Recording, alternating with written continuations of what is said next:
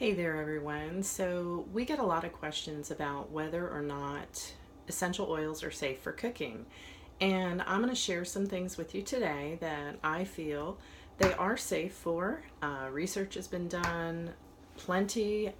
We actually do use them every day in cooking, although we may not realize it. Have you ever bought fresh cilantro or rosemary or shaved a lemon to get the zest, or an orange perhaps? Well, there's essential oils in those because that's where our essential oils come from. So we've actually been using them, we just may not have realized it. But I want to go over some safety things and some ideas using our essential oils for cooking. So, first off, they're extremely potent.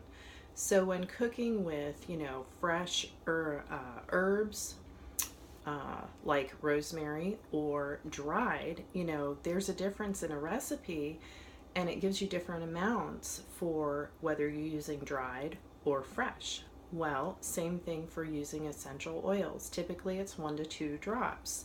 A good rule of thumb is that a drop will replace a teaspoon of your essential oil, and that you don't really need more than 1 to 2 drops for a full recipe.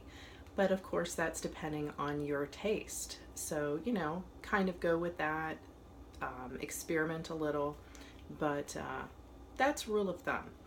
Another idea that I want to give you is infuse your oil that you're using into something, because they're lipid. So they are an oil.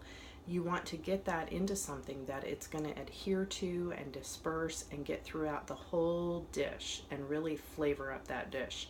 So for savory recipes, you might want to not dilute, but actually add it to your olive oil or whatever cooking oil, vegetable cooking oil you're using. If you're doing,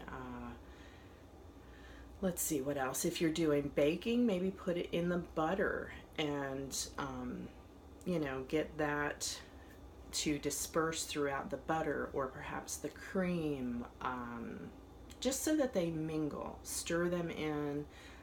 Syrup as well for your sweet recipes.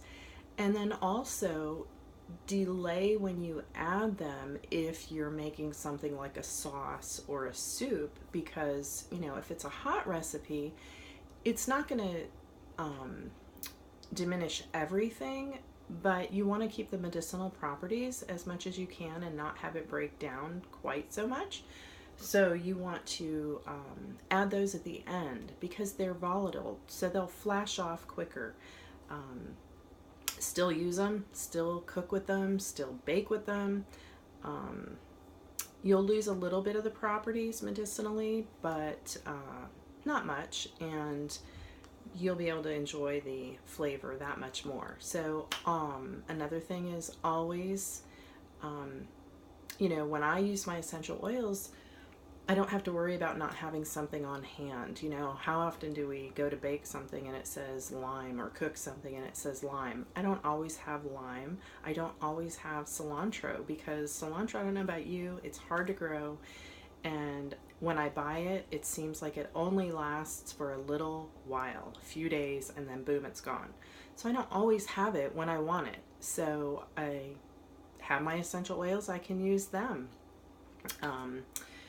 Love that aspect of it. I like to cook, get that. So consider making some raw dishes. You can add them to smoothies. What else? Yogurt, apples, fresh fruit. So, consider some raw recipes that you might already make.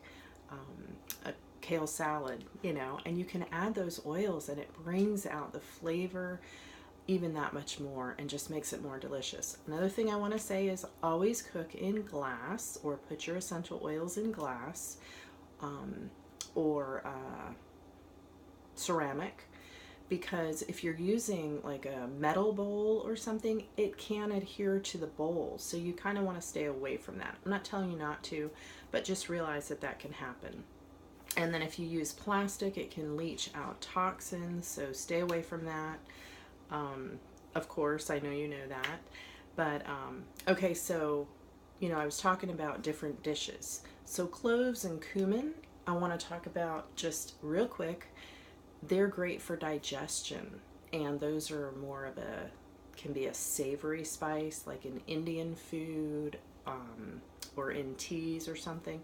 So you can also add cumin to chili. How many people get the gassy going on? Use your digestion if you do, but cumin in there can help with the digestive things. Cinnamon has positive effects on the brain, so consider that like for breakfast. You're going to see a recipe for breakfast meals, maybe in your coffee or your tea. And then also cooking with essential oils is largely to enjoy the flavors, the fragrance, um, and with just a dash of potential health benefits on the side of that. So, consider using a lot of your different oils. You're going to see in the comments below different oils you can use for cooking or baking, and also some more tips. So I hope you enjoyed this and enjoy your whole class.